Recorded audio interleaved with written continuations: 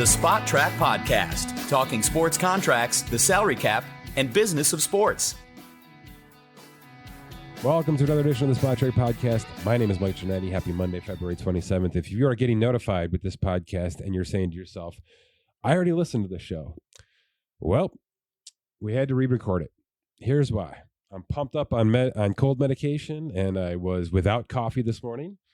And I sat here with Cousin Dan and had a great conversation about Manny Machado's extension and the opt-out part of it and what it means for baseball and why aren't more players doing it.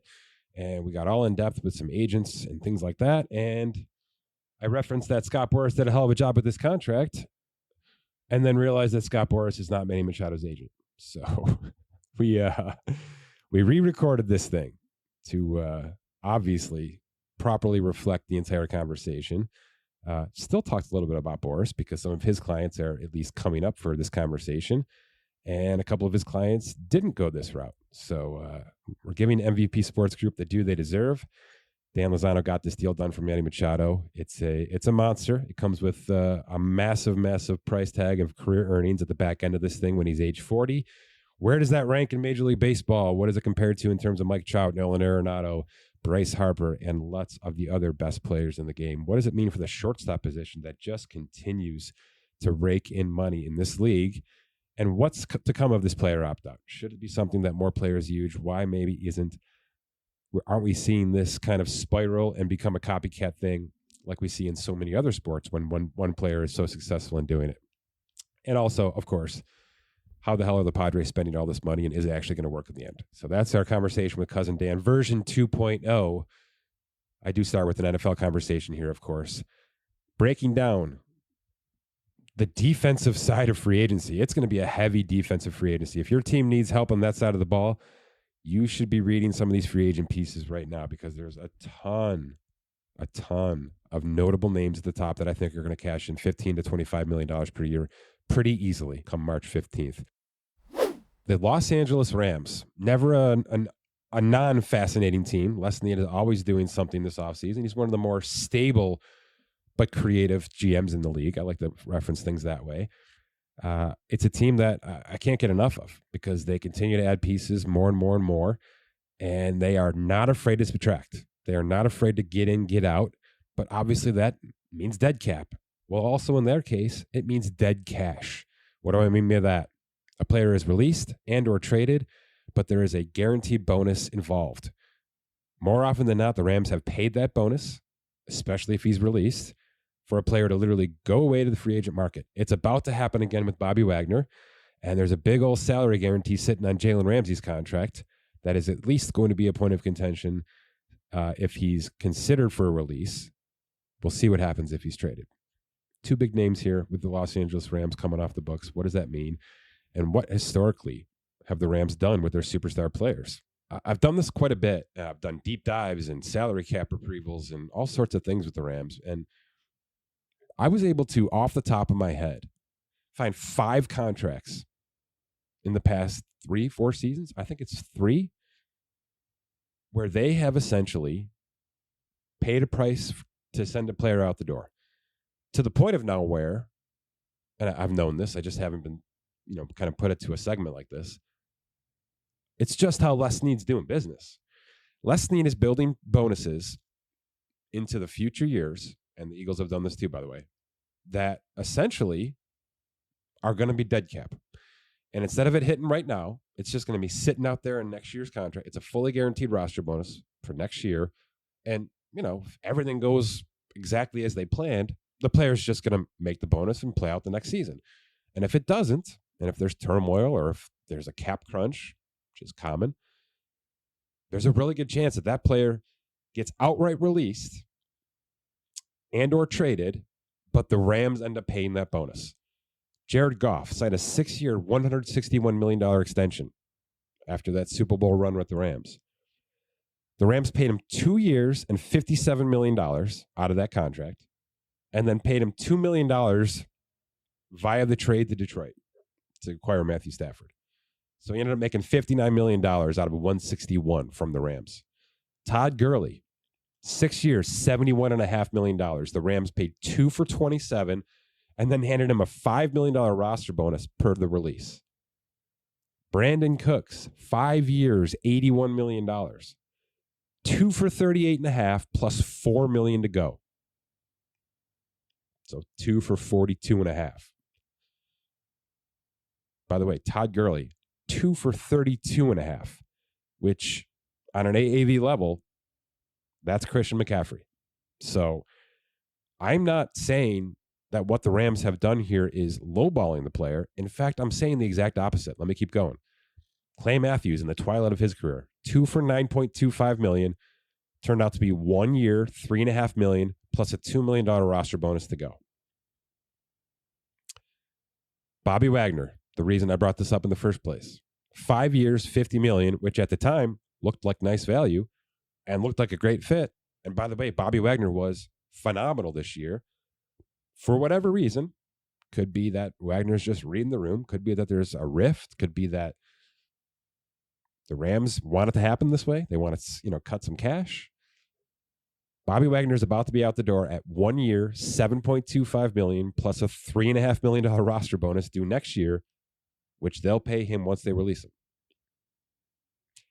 It's just how they do business. And I got one more for you. Now, I don't think this is going to qualify. That's why I kept it last. Jalen Ramsey, 6 years, $114 million.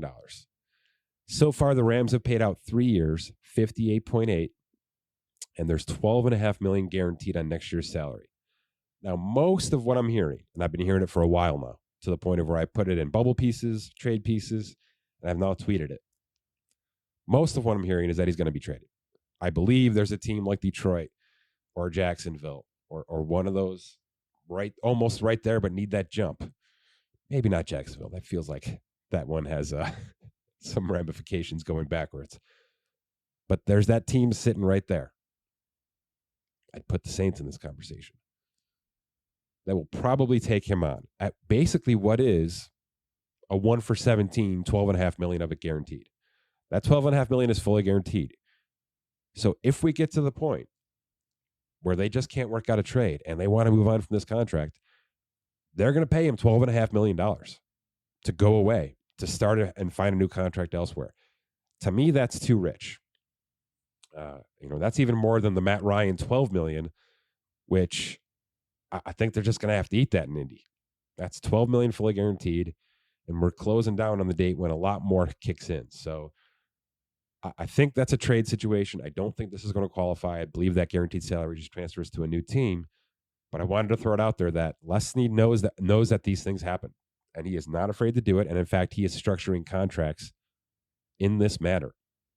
Yeah, we're going to give you some future guarantees, and we're not afraid to pay that as a parting gift in March. It's just the way we're going to do business. It's going to be part of our dead cap scheme. Sorry to release you. Here's a parting gift, $1 million parting gift, multi-million-dollar parting gift. So it's become a thing. And when I see a fresh new crop of Rams contracts this March, and I expect to see a bunch now with a lot of the turnover here, I'm going to start looking for those. And I'm going to start identifying what's the one and done price tag on this. Look, even Stafford had one. And I mentioned this in December, and he had to go on his wife's freaking podcast and basically say, because the world started talking about it, I'm not retiring. They're not getting rid of me, even though the contract has a huge out. Well, it did. Les Snead even built one of those huge outs in the Matthew Stafford situation. Had a small guarantee in 2023 and a lot more that's going to kick in, right, this year plus next year. Sort of a Derek Carr situation, but with some guaranteed dollars on it. That's just how they're doing business in LA. Will that change? Is all of this now the establishment that a new regime is coming in terms of contracts and major players? The Aaron Donald stuff is dwindling. His play is not, but his career is starting to hit the backside just from an age standpoint. What happens when the Ramsey contract is flushed out? The Donald contract is eventually flushed out. And then at some point over the next 2-3 years, the Stafford contract is flushed out. Will they continue to do business this way? They've been paying premium prices. I don't think anybody who's there is mad about what they had, including Jared Goff. Jared Goff got basically $30 million a year for 2 years back when that was the premium price, right? That's long before the Mahomes situation and all that. So I like this approach. I think it's unique. I think there's a lot of teams afraid to put dead cash into situations like this. For the most part, these situations that I referenced had offsets built in. For those of you who aren't aware, offset language is basically, all right, Todd Gurley gets a $5 million bonus, but there's offsets attached to it. So he goes and signs for the Falcons at the league minimum $1 million-ish. Whatever he makes from the Falcons is subtracted from what he needs to be made, that Rams had to pay him. So there's an offset to what he can make, which, by the way, can work in the Rams' favor as well. So we'll guarantee you a $3 million bonus next year. But if we release you and it's got offsets, well, you go make $3 million from somebody else. Now we don't owe you a thing. So it's money that we built into the negotiation process that we ended up didn't even having to give you, because it didn't work out here. It worked out somewhere else. So essentially, it's like a traded contract, even though it's a fully guaranteed payment. Bobby Wagner's contract, his $3.5 million bonus, does not contain offsets. So Bobby Wagner is going to get released. He's going to get that payment. He's going to go sign another contract with a great team, maybe Dallas, and he's going to make all that money plus this $3.5 million. So he did get a little one up on Snead in that regard. But for the most part, there's been a lot of creativity and a lot of really smart, conscious thinking built into this. I really like the approach, and I wanted to note it here. We'll see if it continues, or if things have to change in LA as the Super Bowl window just slams shut. Maybe they'll contend. Maybe they're dumping some of the bigger contracts in order to bring in just a load of depth, and we've seen that work quite a bit. But if not, if they continue to be kind of a middling team, we'll see if this kind of contract stuff remains or if they start to change their course a little bit. Okay, one more thing real quick before we get to Dan and baseball. The available free agents, the pending free agents in the National Football League, every year it's a mixed bag, right? It's going to be a wide receiver year. It's going to be a edge rusher year. It's going to be a left tackle year, something. It's officially a defensive year as a whole, okay? So I have my own list. I've seen The Athletic has a great list. There's a bunch of lists of top free agents. You can, obviously massively objective. I have, tons of names off the top of my head here that I've done the work on. But if I just try to subtract any player that's getting a franchise tag here, in my opinion, and I just start to go down the list that I have formulated for myself, yes, there's quarterbacks. I wouldn't call them elite quarterbacks, right? You've got Lamar somewhere in this conversation, but he's taggable. Certainly there's Carr. Certainly there's Garoppolo. I don't know what the Daniel Jones stuff, but he's, I guess, there somewhere. But players who I'm positive aren't getting tagged that need to be talked about, right? Javon Hargrave coming from the Eagles. I know they want to keep him. If they let this thing get to March 15th or even March 13th with negotiations, I think somebody might go $25 million a year in this guy. Okay. I mean, enough is enough with his value. I realize he's an inside defensive tackle, but he has shown he can move around. He has now shown on 3 separate teams that he can play ball the right way. He has to go out there and test this market, in my opinion. And I realize he probably wants to stick with this Philadelphia roster, and good for him. But he's a top 5, even when you include the tag players. He's in the top 5. Jesse Bates, the safety. I don't think there's a second tag coming for him. All right. So we've got a defensive tackle. We've got a safety. Bobby Wagner, I just mentioned. He's now in this conversation. All right. He's a top 10 free agent, in my opinion. He played 98% of what he has been his whole career last year. He was absolutely outstanding on a team that was a sinking ship for most of 2022. Let's stick with Philly. James Bradbury. Just because I don't think he's going to break the bank. I mean, you can get a starting cornerback that I don't think the Eagles can afford, but you don't have to go top of the market for it either. He's in the top 15, top 20 of many of the free agent lists, myself included. Tremaine Edmonds. I don't think there's a tag coming for him, and I don't think there's a hefty contract extension offer coming from Buffalo. This is a potentially game-changing center of the defense player. We've seen it in waves in Buffalo, right? A little bit 2 years ago, a lot this past year. So it's certainly trending in the right direction. If he can continue to play like he did last year, or maybe even learn to stop the run a little bit, he's going to change a young defense. I'm looking at Atlanta. I'm looking at Chicago. Even if you want to go with a better team, right? There's a team sitting out there that I think will go big on a player like this. He's a top 15 free agent still on the defensive side of the ball. How about a player 8 years older than him, but still just as damn valuable? Levante David. He's gone. I mean, Tampa Bay is not doing this again. They're not going to run back with that. Levante David and Jamel Dean, the cornerback from Tampa Bay's defense, are both going to walk, in my opinion, because the days of taking some friendly contracts to stick around for Tom Brady are certainly done. Both those players are top 20 free agents. Again, we now have 2 cornerbacks, 2 off-ball linebackers, a safety, and a defensive tackle. And I'm not even into where my top 20 would be. And I got to go back to Philadelphia, and I'm sticking with C.J. Gardner-Johnson. I mentioned him before on this podcast. He's done it all. He's a ball hawk. He's a shutdown guy. He's a run stopper. He's going to load up on tackles. He's small, so he's going to be injury prone. And that's obviously what torpedoed his season in 2022 a little bit here. I think he's a $16 million safety. So I don't think he's going back to Philadelphia either. Look for one of these teams that needs all defense, right? Tennessee, Philadelphia, or Atlanta, Chicago, like I'm mentioning. Marcus Davenport, the Saints. We know what their situation is. You know, they generally do bring back one big contract a year. They might punt on Kamara. They might punt on Michael Thomas. I don't know what they're doing at quarterback. They're in on Derek Carr. But, I mean, this guy's a first-round pick edge rusher who just played out his 5th-year option. He's going to walk. He's going to walk. So we'll see what he can get to. He hasn't gotten to the quarterback. So is he one of those Jadeveon Clowney type players that never even, really hits as a true edge rusher? Even if that's the case, and you bring him in as a value pick right now and just try to fix him, Arden Key him a little bit, right? We saw Jacksonville do nice work with that. It's worth it. It's worth it to have him here because of where he started, because of the kind of ceiling he holds. We now have an edge rusher, 2 safeties, 2 cornerbacks, a defensive tackle, and 2 off-ball linebackers. And I'll give you one more. I'm going to give you my 3rd safety. And again, I haven't left my top 20. I haven't left it yet. And that's Jordan Poyer, Buffalo Bills safety. Certainly has had his share of injuries. He's getting up there in age, 32 for the 2023 season. Can you get him in at 3 for 30? Can you get him at 3 for 36? I think you can. He just brings an absolute fire and attitude with him that is going to change something, and I'm going to pencil him in Dallas.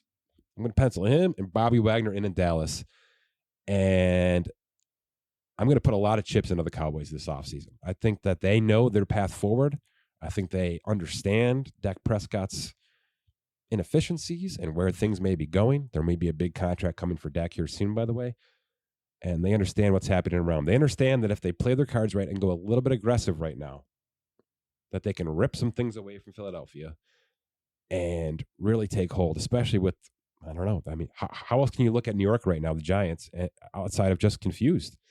I mean, the Daniel Jones negotiations are loud and they're big, and they're going to settle down here at some point. And whether that's a, 4 at 35 a year or 4 at 40 a year or a 1 for 32 tag, he's going to be back in the fold there. But will they have done enough? And will the franchise tag stop them from adding the weapons they need to add, keeping Barkley to keep him in the fold, and then adding to that defense that they pillaged 2 years ago, especially with the new regime? I think the Cowboys smell blood a little bit, is my point. And if we're talking about a defensive heavy top 20 free agency, and I am, that's where the cards are here, you're going to see some really nice teams take big steps forward because, in my opinion, there's been a lot of attention draft-wise focused on offensive lines, weapons, obviously quarterbacks. And some of the defensive situations have fallen off a little bit here. I think there are teams that said, my God, if we could stop the ball. Detroit, right? Detroit, Atlanta, when they were leading their division for a minute. If you're willing to be aggressive defensively, there are names to be had here. So I'm looking forward to that. I'm looking forward to be not just, a couple weeks of quarterback trades and quarterback contracts and wide receiver contracts that kind of stacked on top of each other last year. We're going to have some really good variants. We're going to have some good teams overpaying for big defensive players. I'm excited for that. I'll do a little bit more on the free agent stuff over the course of the next weeks. Like I said, the March 13th is the negotiation period. We'll hear plenty more before that, especially as the tag stuff falls into place. But, if I'm missing a name that you think should be in this top 20 defensively, at Spot Trek on Twitter. Always happy to have that conversation. I'll be doing plenty more free agent stuff over the next couple of weeks. Let's talk some baseball. All right, Dan. Manny Machado surprised us a little bit here with an 11-year, $350 million extension, canceling the opt-out that was pending for 2024. The numbers are outstanding. He becomes the first Major League Baseball player to sign 2 $300 million contracts. That tells the story right there. The career earnings for this thing are kind of out of bounds. I mean, we're talking Mike Trout type stuff here. He's approaching $500 million now, guaranteed through age 40. Where do we start with this? Is this a surprise to you? Do you believe that Manny Machado was headed for an opt-out in free agency in 2024? Does the market say that's what should have happened here? Or do you think this was just too good to pass up? Yeah, well, for starters, I think it was very well known he was going to opt out of that, without something getting done prior. It sounded like there was sort of a player imposed deadline of mid-February, but we know how that goes if negotiations go well. So, yeah, in terms of him opting out, we think that was a foregone conclusion. The timing of this did surprise me. I will admit, I thought he was going to go to free agency. But I mean, once we see the numbers on it, it's hard to say he shouldn't have signed it when he did, Yeah, we don't have the breakdown yet. That's coming with an official announcement from the Padres, I'm sure, soon. It did rip up this current season, so it's going to start immediately, which means outside of deferred payments, $31.8 million on the tax. Easily the Padres' biggest number right now. But let's talk about the Padres quickly before we round back into how the Machado situation got here. $888 million of offseason spending now from the San Diego Padres. That's light years ahead of everybody else in their division, which is the point here, right? I mean, that's the Mets are combating with the Braves, who've been aggressive for 3 years, the Phillies, who continue to push now with Dave Dombrowski at the helm. But the Padres have been sort of one or two piecing the thing together, right? And now they smell blood and they're going, right? I don't know that it's got the legs to get them to the finish line here, Dan, but you have to respect this kind of aggression, right? Oh, yeah, for sure. I think the one thing that could keep them grounded is, maybe a perceived lack of depth throughout like the offense and defense. But there's really no way to sugarcoat it. I mean, they have maybe the best all around offensive lineup 1 through 9 in the league. By lack of depth, you mean having 4 shortstops, because they have 4 shortstops, right? I mean, Tatis, Kim. It's there's a lot of moving parts here. There's no question about it. Right, there is some versatility there. Like Tatis is almost certainly going to play center when he gets back. Kim is going to be sort of a utility guy, could see time at second and third, as well as short. So they have some versatility there. I guess what I'm saying is, like, when we look to the second layer of prospects throughout the organization, when you're every team needs roughly 8 to 10 starters throughout the season. Once you get past those starting 5 and the starting 9, all I'm saying is it gets a little bit thin quickly. So if there is a hole to poke on this team, that's the way to do it. Otherwise, yeah, absolutely, they're ready to go. Ownership is committed to spending money.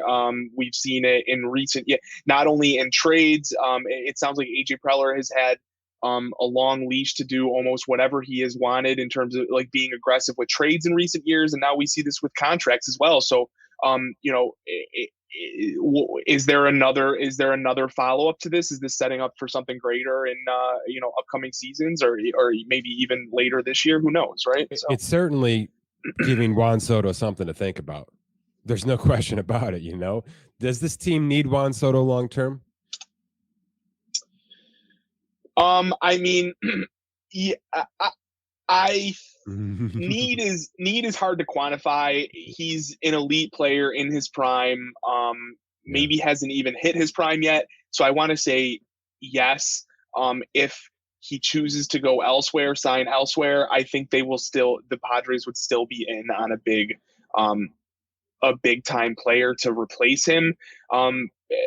Let's just say I don't think all these moves are gonna. They're not going to pump the brakes after making these moves. If anything, it's a platform. If anything, this is the starting path to get a Juan Soto to stay and or to attract the Shohei Ohtani this coming offseason, which I think that's what's happening here. I think the aggression of this move, because you're right. I think that deadline had passed on the Machado situation, and I'm not sitting here speaking for his agency, MVP Sports Group, by the way. But my guess is that the Padres kept pushing because they wanted to build the best resume possible for the trade deadline and or this coming winter when the big fish is available. And that big fish is up in Anaheim right now and probably about to run away. So they know that the Dodgers are in. They know that the Mets are in. The Yankees are in. The Red Sox are in. Every big team, the Cubs are in, right? I can't think of a big team that won't try for Shohei Ohtani. So you're right. This extension might be half of what we're looking at over the next couple of months here in San Diego. It could be a historic set of contracts put together. I guess, and we've had this conversation before, you alluded to the depth part of it. We don't see super teams like this work. They did work. There was a run with the 90s Yankees and things like that because the Yankees were spending so much more than everybody else and the game was sort of lopsided at that point in time. It was, how do you not win ball games, enough ball games to at least get yourself to the finish line? But that's just not the case anymore. We see small markets with really smart people do great things. The Tampa Bay Rays continue to do this every single year.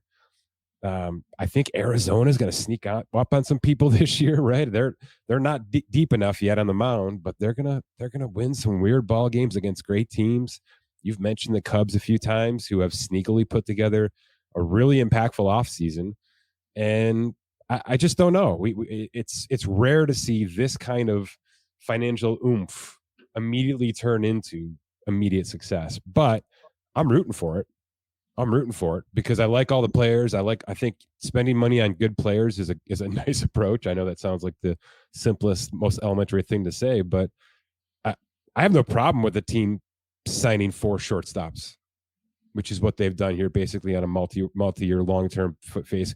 Explain to me, Dan, why that's not going to be a problem and why more teams need to think this way. Well, why is that position now maybe even more valuable?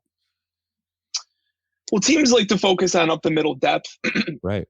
Excuse me, because it translates well into other areas of the field. Guys who can play short can be transferred to third if they're too big for the position, or second.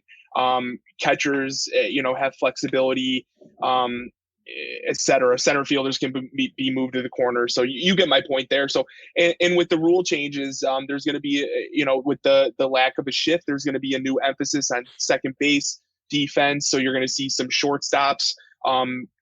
Probably in upcoming free agent years, you're going to see some shortstops get big time contracts to be second baseman on contending teams that already have a shortstop in place. So we're going to see a new dynamic coming up here in upcoming seasons in terms of that stuff. Will these players, because this is not the only team doing this, will teams that are moving shortstops to center field, something we've seen quite a bit over the past, but I think it's going to start to ramp up a little bit here more. Is that going to increase the value of center field? Because there was a bumpy road there for a while there, and then Brandon Nimmo scored big and Chris Bryant scored big, and we've seen a couple of off seasons in a row now with near $200 million contracts for a center fielder. You start putting players like Tatis Jr. out there, and I think there'll be other teams to follow. I think Corbin Carroll might get a $200 million contract here in the next couple of weeks. Is there a sense that the positions that when we grew up, which were the primary positions, at least the non-pitchers, are they kind of rounding back into form financially, you think? I think the next great generation of center fielders is going to kind of start to come in. And no one wants to hear this, but over the next decade, if you will, just like in terms of the time it takes to marinate. No, it's cyclical. You're right. It's cyclical. Yeah. But we really haven't seen, a dual threat group of center fielders like take over the game like we have, like the Jim Edmonds days when, Andrew Jones, every center fielder was was the superstar on their team. So I guess what I'm trying to say is, so there's a lot of guys, in being that have been drafted recently, signed internationally, that could kind of fit into that bill that might not be there quite yet. But yeah, to your point, that's going to, like, we're seeing all these shortstop contracts, kind of hurdle one another. Eventually, we're going to start seeing that with these center fielders again.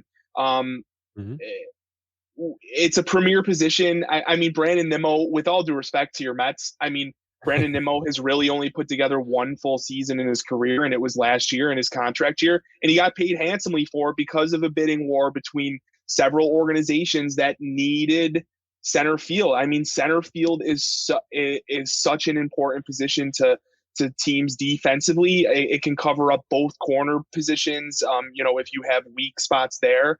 And we see teams like Cleveland lock up Miles Straw to, Miles Straw is not a sexy player, but he, is a bottom of the order hitter, guy who can steal bases, but is an elite center fielder. And, he even if he doesn't develop any further from here on out offensively, he's going to provide you with that value set in defensively in center field. So any team with a surplus of center field talent, it should be and probably is looking to move them in some way. And in terms of like contracts, I think that's like the next big thing that we're going to be talking about here in future years. All right, back to Machado then, because if we're talking positionally here, it wasn't a very good market, right, that Machado was about to enter into in December 2023. In fact, it was downright miserable in terms of available third baseman. He was going to be the big fish in basically a bare lake, right? I mean, it was going to be him and a lot of older guys kind of aging out of any kind of big time contracts or experience. I don't think he left a lot of money on the table here, though. I truly don't. We had him at about $34 million a year on an 8-year contract, so I put him up to around age 37, 38 on this second deal. This one obviously takes him to age 40. I don't know that there's much more than $32 million a year on 10 years sitting out there. I really don't. I think the bottom line here is about 95% of what his free agent value would have been. So I think the Padres did very well here in securing him. I want to focus on why we're here with Manny Machado, a player who signed a huge contract when he was moved over from Baltimore and built in an opt-out. And that's what we're talking about here. He was going to opt out of this contract this coming December, put himself back on the open market. Obviously, this extension now precludes that. But just having this opt-out built into the contract, something we're not seeing enough of. I thought it was going to be a huge run this past 2 off seasons of superstars buying into 11, 12-year contracts for AAV purposes, but opting out of these things halfway through, resetting their market, letting the inflation of the game, the inflation of the world kind of, come up with them, and then obviously doubling down on their value. It just hasn't happened. In fact, the Padres kind of hold the 2 biggest names now in this regard, and Xander Bogaerts, who opted out of Boston, signed with San Diego this past offseason, and now Machado, who didn't even have to opt out because he leveraged that opt-out into an extension. Why aren't we seeing more of this, Dan? Why didn't Bryce Harper go this route? Well, I understand Aaron Judge being a little older, but why aren't we seeing more mid-high 20 superstars who hit free agency for the first time try to segment themselves versus taking one big static contract? I don't have the answer to that. I mean, I'm on board with you. I think it's going to become more popular. I think we've seen it be quite successful recently. It's not like we've seen a trend of them and it turns out it's been a flop for the player side. It's in most cases worked out. So I don't have a good answer as to why they haven't happened more, but I do think things are trending in that direction. Is it? I'll just throw some hypotheticals at you here. Is it the player simply not wanting to go down that route for whatever reason it is? Whether it's the team control mess, the arbitration mess. It's just such a back and forth battle that they just want to get their big money and be done with it and play baseball. Is it the agents who either A, feel like they can't push the teams around right now, or B, don't even want to try to because of the optics, because of how, essentially you could ruin a relationship with a front office if you go in there and start swinging big, like, here's your superstar, you can have him, but you might lose him in 6 years. You know what I mean? Is it that, or is it simply that the teams are much, much stronger with all of this than I give them credit for right now, even with the top 0.5% of this league? Yeah, again, I don't just I don't, what's your guess? What's your best guess? Do you think if you had to rank those three in order, where would you put the players' point of view? Do you think the players want the opt-outs, or are they not willing to bet on themselves right now? All right, so that's the best way to put it. Baseball is the ultimate bet on yourself sport. If you're willing to sacrifice the security of immediate money and a long-term stability, if you will, you can navigate the not really pre-R, but the arbitration process and the free agent process in a way that you can maximize your earning potential, specifically after arbitration, right? Which we have seen Manny Machado do perfectly. Some other players might just want the safety of, maybe Bryce Harper just wanted to be in Philadelphia the rest of his career, wanted to be the first $300 million player, and just locked it up and didn't care about, the ongoing flexibility of re-entering the market. And Manny Machado opposite, where they structured these in a way that got him back in prime years, and coincidentally off of I don't want to say career season, but another top 10, top 15 offensive season out of him. So in a contract year, things add up. He cashes in. So I hate to say it's player preference, but Ronald Acuna, we talked about his pre-arb extension. Yeah. I mean, is anyone going to fault him for signing that contract when he did? His career easily could have been like many other prospects who fizzled out and didn't even make a couple million throughout their career. Instead, he locks up over $100 million for him and his family long term. If he wasn't, he's going to get back into free agency at some point, presumably, at an age where he can still get another big contract. But like you said, what are these guys really sacrificing at the end of the day? If they're gaining 75, 80% of their full earning potential, I think that is probably worth it to them to just sign that deal and not try and milk that extra 20, 30% out. But then you have other players who do maximize that, and then we look at them and compliment them for how it turned out. So can we stay on Harper with this? Because I think he's a great example, because Bryce Harper was drafted number 1 overall in 2010. Manny Machado drafted number 3 overall 2010. So these players have been linked together for a long time, and rightfully so. We don't need to do a he said, she said, who's better, who's had a better career to date. I think it's been fairly comparable, except for Harper's, World Series run this past season. And that's sort of where I'm getting to. Let's put the injury aside on Harper, because I think it's actually looking better than some of us anticipated. I think he might be back, at least at the plate, quicker than, some of us have been saying out loud. So let's say he has a 75% full 2023 season. This is year 6 of that contract. This would have been, in my opinion, the perfect first segment of this 13-year deal. I would have attempted to build an opt-out right here. He's just turned age 30. He's about 30 and a half years old. Coming off the World Series run with Philly. Yes, you have the injury, so we'll factor it in. Would Bryce Harper be opting out right now if he had the opportunity to do so?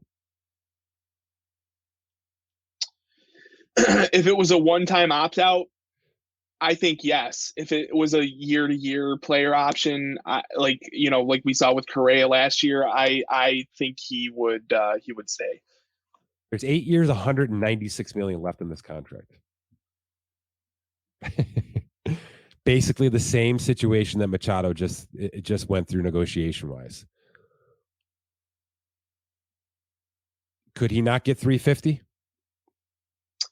Yeah, that's what I mean. I think he isn't there a $150 sitting out there right now for Bryce Harper if there was an opportunity to do so? Right. I think so. Yeah, I think so. I'm just saying, coming off of the injury, maybe there's a little bit of hesitation there, or motivation where the player doesn't even want to re-enter at that point because he thinks his value has some ceiling to it. But yeah, otherwise, though, if the opt-out is now for the rest of the contract, can he get a deal that surpasses what is left on that deal? I say yes. Yeah, I do too. And I'm not going to sit here and say that the players shouldn't do it however they want it. This is a very custom situation. Baseball's rogue. It's always been rogue financially. And I don't think that's going to change unless they start adding some serious stability to it, like max contracts or spending floors. I did an opening segment on the Los Angeles Rams today, Dan, that highlighted basically every superstar player they've had over the past 5-6 years, and how they've moved on after 2-3 seasons on all of them, whether it's an outright release or a blockbuster trade or whatever it is. And in every case, they paid handsomely for those 2-3 years.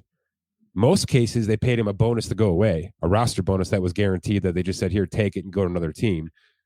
But the point of it was they're basically leasing to sell on all of their star players. Even if they're, whether they're in a window of contention or not. This was through the Jared Goff Super Bowl run. This turned into the Matthew Stafford Super Bowl run.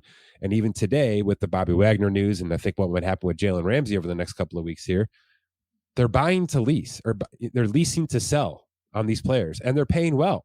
You know, they're putting money down essentially on leasing, right? They're overpaying, front loading some of these contracts to make sure that the player's happy for a couple of years, but they're not falling in love with anything right now.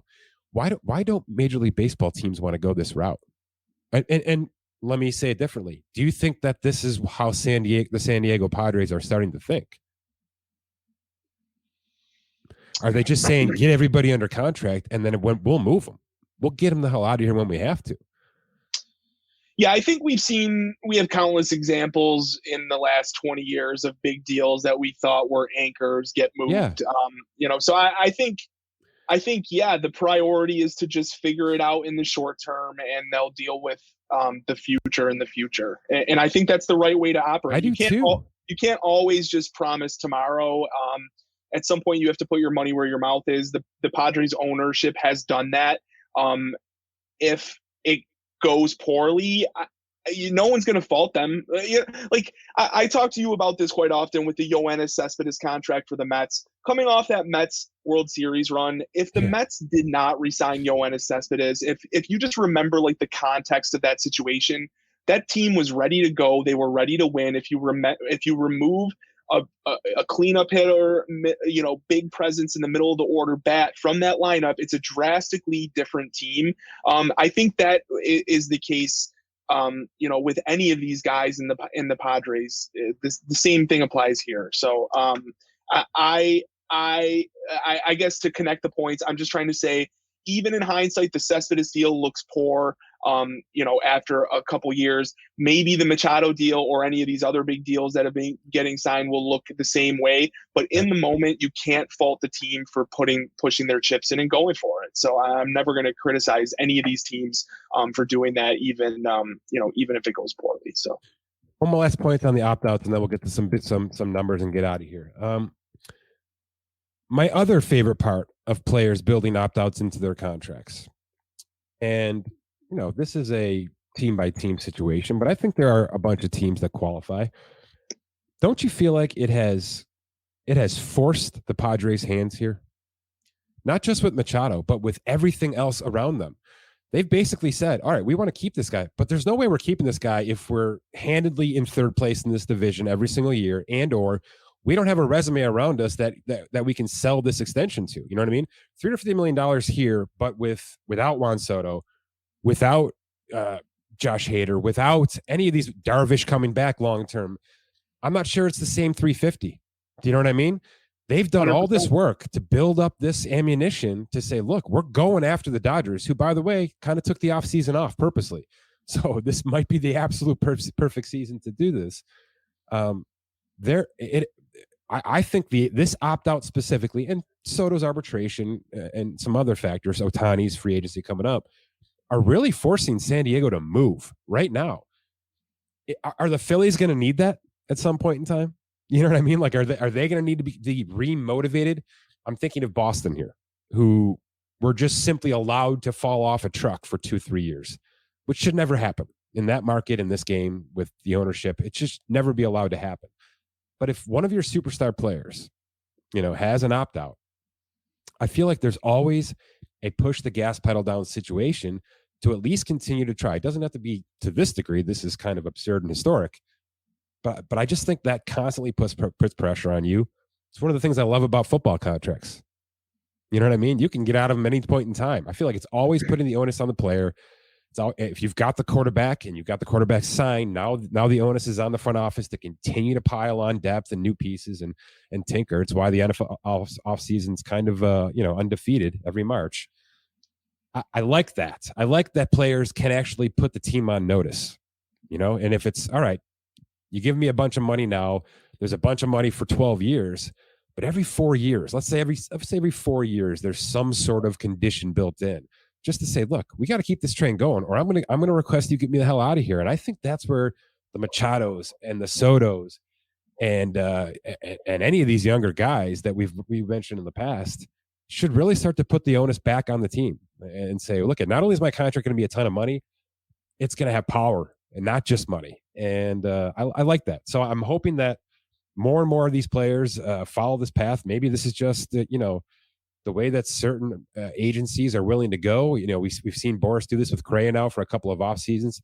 It almost really worked out, right? With the 1 year player opt out and then a gigantic free agent splash. He still did a very nice job coming back to Minnesota. But if the Borises of the world are doing it, and now we've seen MVP Sports doing it here, let's hope this is infectious, because I think it's good from both sides. I think it's good to put the pressure on the teams, and I think it's good to give these kind of players the ability to either double dip like Machado has, or just get out, change teams, start over, and build a new story, build a new headline somewhere else. But to your pressure point,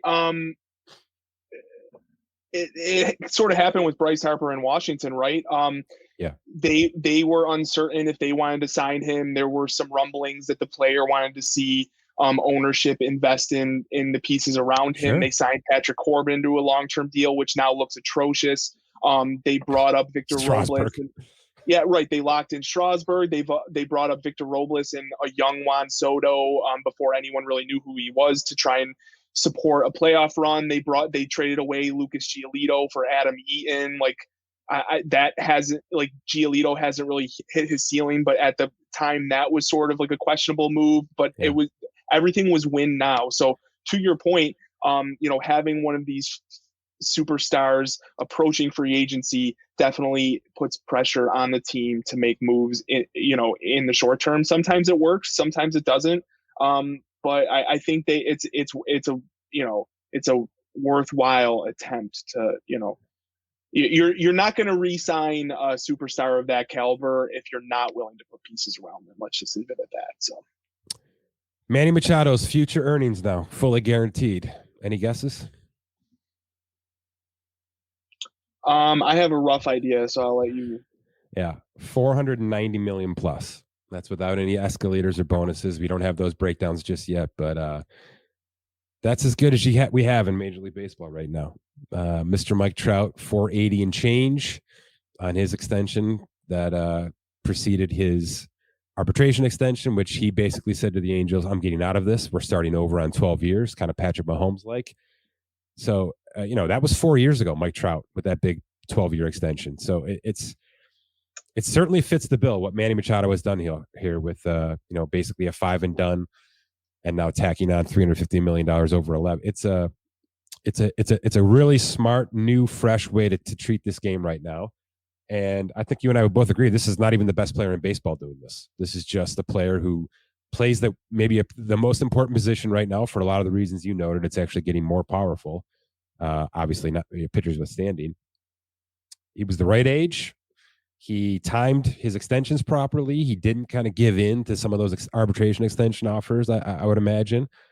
and just kind of, I think he played this room right. He and his representation have done a hell of a job here with that. Who's next? Who's going to follow this path? Good question, because it's not for everybody, right? It's not for everybody. No, and a lot of these young, what we consider young elite players, have already locked up, pre-arb or arbitration deals. Yeah, that get them into their free agency year. So, man, it's that one is hard to quantify for sure. I'm not sure. I don't have an answer. Do you think Ohtani does something like this? I don't think there's a chance in hell. No, I think last time we kind of touched on this, we had thought that his value is his ceiling value, it has an expiration date on it, and they're better off trying to maximize what they can right now, unless like those once those are into years that are already accounting for the fact that he probably becomes an outfield / DH type, once he stops pitching. But I'll give you a name. We've already mentioned it quite a bit. Does Juan Soto do this? Yeah, he's probably young enough that it makes sense, for him to go for something like that. Yeah. I mean, Vlad, 24 and a half years old. See, I don't know if Vlad does it, Dan. I don't see Vlad as one of those guys. I see him more as just give me a long-term deal and, I'll make my money and move on, especially, kind of being, birthed into baseball, right? I mean, my goodness. Right. Soto's 24. I guess where I sort of separate on that is, like, I think that comes into play when these players are looking into pre-arb or arb extensions that really get lengthy. Otherwise, most of them are going to make if they sign one of those deals, they're making plenty of money on the front end.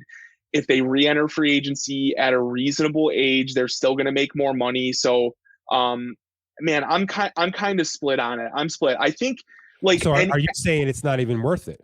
What I'm saying is any player who is young, who is signing any sort of deal that gets them into free agency years, should have opt-outs included in that contract. So a 10-year deal, if Vlad wants to sign a 10 for 400, by all means, but he should have some sort of opt-out in there at some point to just kick tires on his value. If 5 years down the line, he's a $50 million player based on the current revenue of the sport, et cetera. There's so many variables that change what the current market status is. I mean, like we've talked about this in the past, but only a few short years ago, we were talking about, is Bryce Harper going to be the first $300 million baseball player? And now you just said Manny Machado has signed two $300 million contracts. So, like, that is how quick things change in this league. So for a player to want to solidify his value, as, lock in his stock price for 10 years,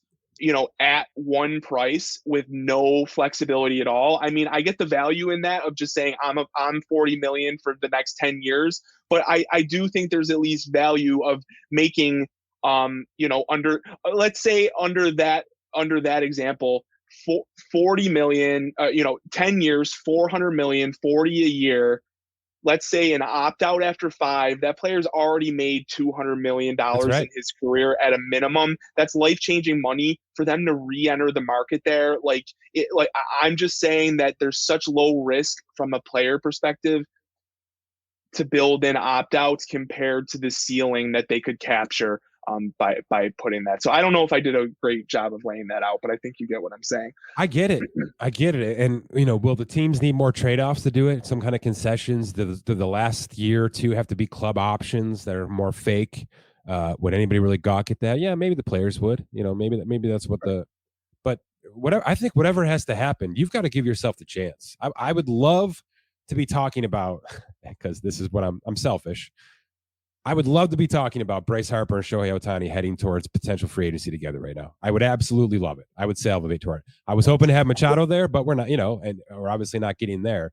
But I think that could have been a realistic possibility. Bryce Harper would have made $170 million in his career heading towards December 2023. He could have opted out and probably slapped 350 on it and brought himself well over 500 million in earns. So that's just not to mention the ripple effects that having all of these different options built in, like we put together the free agent tracker every year. We kind of have to curate it a little bit, but when we try and come up with like a free agent list too early and we don't know who is opting in or opting out, like this last year there were several shortstop opt-in opt-out decisions where we were like, well, shortstop free agency could look one way or very, very differently just based on if Trey Turner opts in, if if Dansby swamps it.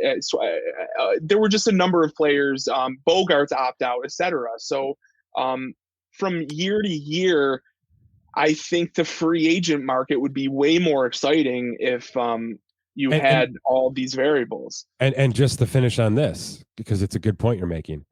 Did any of those players have any troubles getting a nice big new, at least fair market value contract, if not more? No, not one. No, not one. No, I mean there are. I mean, just to be upfront, there are examples. Ian Desmond, for one, I think he did it twice where he bet on himself, passed up a qualifying offer, tried to get a big contract, didn't work. So we have seen that. We saw a couple players this year pass up the guaranteed money and settled for a little bit less. I think Jurickson Profar is one of them, maybe, who is sort of just like still waiting. Floating. So nonetheless, there are examples, but I think the vast majority is it outweighs it working out for the players. So is there anybody else in Major League Baseball right now that hates this Machado contract more than Nolan Arenado? I don't know who it would be. I mean, is there anyone who loves it more than Matt Chapman, who now becomes like the preeminent, in the next couple of years here. So, but yeah, the Nolan Arenado stuff is, I mean, you just have to assume he really wanted to stay in St. Louis or that core. Maybe there were some wink, wink, nod, nod. We're going to be going after some major players here kind of thing. We want to keep it together. Maybe he wants to win there. I don't know. But from a financial perspective, pretty interesting. So really interesting. The rare opt-in. I mean, I think the fact that Colorado's paying a lot of that contract had a lot to do with it, but that's the first thing I thought of when I saw the Machado extension. And honestly, with the Bogarts opt-out and contract, the player I didn't think was going to go as big as he did, and he certainly got his coin. Ian Desmond, by the way, made $80 million in the game. So, right. So I know. That's what I mean. Guess what? He nailed it. Exactly. All right. Couple of extensions still to come, Dan. I think Corbin Carroll in Arizona is on the clock. I know the Mets are trying with Pete Alonso. I don't know how hard they're trying this offseason. It might be a next year thing, if at all. Pete might want to get the free agency based on everything we've just talked about and after what he saw with Aaron Judge. But this is Ohtani's year. It's going to be a lot of Ohtani. There's a chance now that we've seen San Diego again, flex their muscles. There's a chance there's two $500 million players this time next year in Juan Soto and Shohei Ohtani. Is that an insurmountable thing to say? No, I don't think so at all, especially if there's a bidding war at all for any of those guys. Right. We saw some of the secondary free agents prices get inflated a little bit this past season once the big guys came off the board. So, yeah, I think it's in play for sure. Okay, let's do our win-loss projection totals, some betting, some gambling, some division title winners, all that fun stuff next week. Let's get ready for baseball season. All right, sounds good. Thanks. All right, my thanks to Dan. Like I said, we'll be priming up our MLB season preview. Win-loss totals, maybe some award picks, some division winners, some great bets to make, some over-unders, all that good stuff as we start our path through spring training. And I don't think we're done with contracts. I just don't. I mentioned the Corbin Carroll one. I think they're attempting to sign Pete Alonso in New York right now. They're kind of slow playing him. He hit his first pitch of the spring, 423 feet. That's not a bad way to start. And Vlad Jr.'s got 2 bombs in 2 days in spring training. He's a guy who I think might be the next $400 million player in baseball. So plenty of money still to be had out there in Major League Baseball. It's a good time to be a young rising star in this league.